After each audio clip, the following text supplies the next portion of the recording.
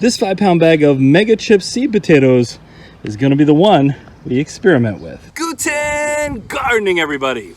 Well, I'm right beside a couple of the food safe blue plastic containers that we've been growing potatoes in for the last 3 seasons. These are 50-gallon drums that we cut in half vertically, laid them on their sides, and yeah, we've been growing quite a few potatoes in here. Last year, we used these 4 beds to create an experiment and complete an experiment where we compared the results we got from planting store-bought Yukon Gold potatoes versus certified organic seed potatoes, Yukon Gold seed potatoes, to see which ones would produce more. You gotta check out that video because the results, at least from that experiment, were very decisive. Now, earlier this year during our 31 days of Guten gardening gift giving series, and yes, I still remember how to say that, we set up the concept of a different potato experiment, one where we would have as many of our community members as possible join us in trying to see the difference between removing the flowers on the potato plants once they formed versus leaving them on. Now, this is not a scientific experiment, but we had quite a few people respond to say they would be interested in taking part. And so that experiment for us starts today. And for you, our community, we're going to get you involved. Even if you didn't respond in that video, we're going to give you an opportunity to take part in this, again, non-scientific, but certainly anecdotal experiment. Now, before I get into how you can participate specifically in the form that I'm going to link in the description, let's talk about the potatoes we're going to be using and our overall layout and setup. The seed potatoes we're going to be using for this experiment are mega chip seed potatoes, which are a mid-season white potato, and we've actually grown using the mega chip before in our Ruth Stout bed, and that bed that produced a ton of pretty large potatoes from our mega chips in the year we harvested those. And these are just regular store-bought from Menards, actually.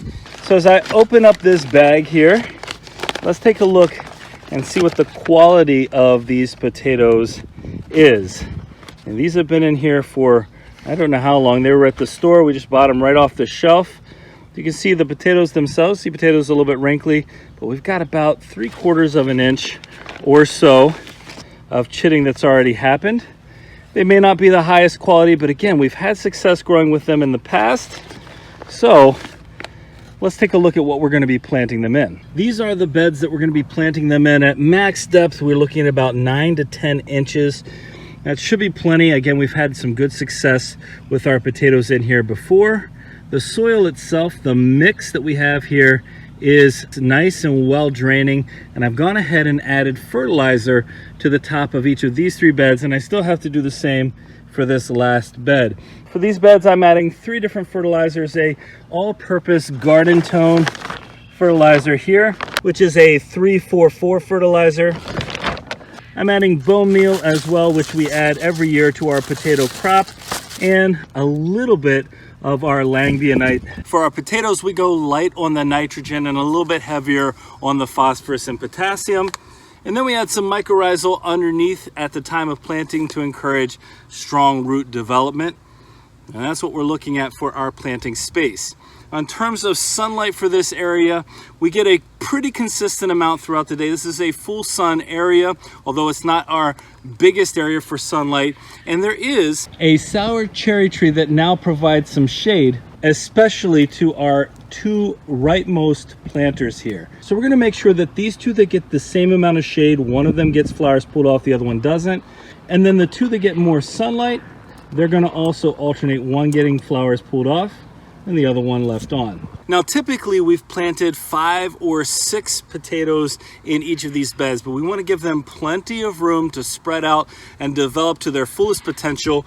We actually got 16 seed potatoes in the bag, so that's perfect. We're going to do 4 seed potatoes for each of our blue containers here. Now, for those of you who are wondering, and I'm sure there's a big question in some of your minds, yes, these could be cut down into smaller pieces. We could let them cure for a couple of days to harden over that cut and then plant more in that way. But for this experiment for us, we're gonna go with the full-size seed potato, even if it is a little bit bigger.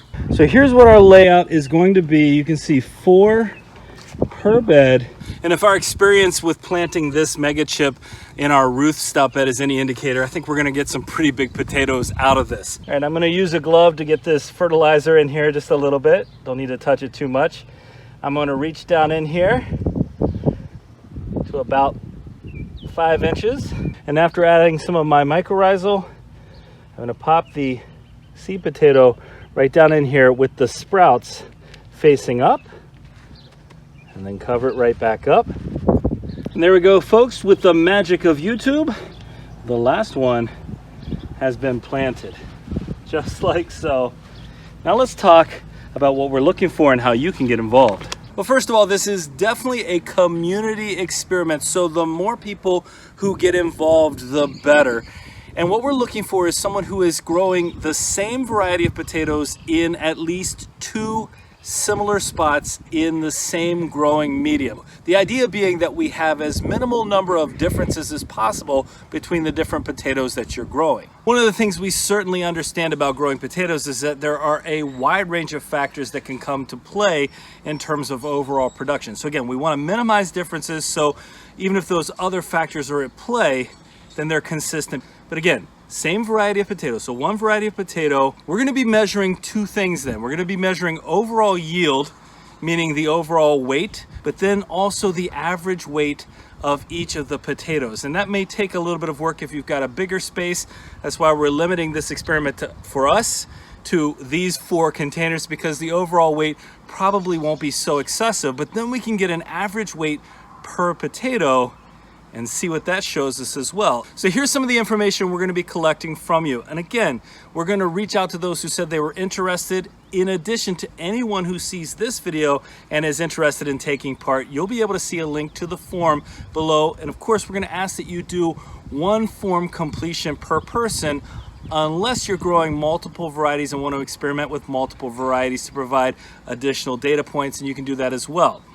So we're going to be collecting the type of potato you're growing, the type of container or type of bed that you're going to be growing in. We're going to collect approximate plant date and harvest date and your grow zone as well. I know that sounds like a good bit of information, but we want to get that initial information from you so we can see when to expect harvests, etc., and also to see the wide range of grow zones that are going to be completing this experiment right alongside of us. And then when we do our video where we talk about our results from this experiment, we'll have a secondary form that will contact all those who started the experiment with us.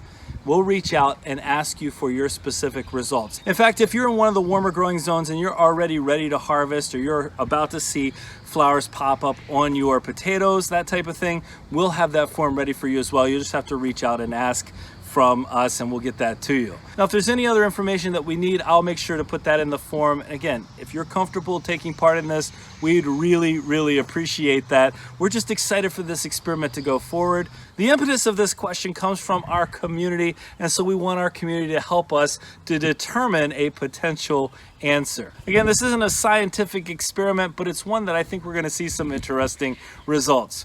Well, we hope you enjoyed today's video. We hope you're ready to grow potatoes right alongside of us. Let's go hashtag Team Potato. Leave that in the comments if you're excited to be on Team Potato this year. If you did enjoy today's video, don't forget to give us a like, leave us a comment, remember to share and subscribe, and most importantly, remember, when you're with us, you are good to grow.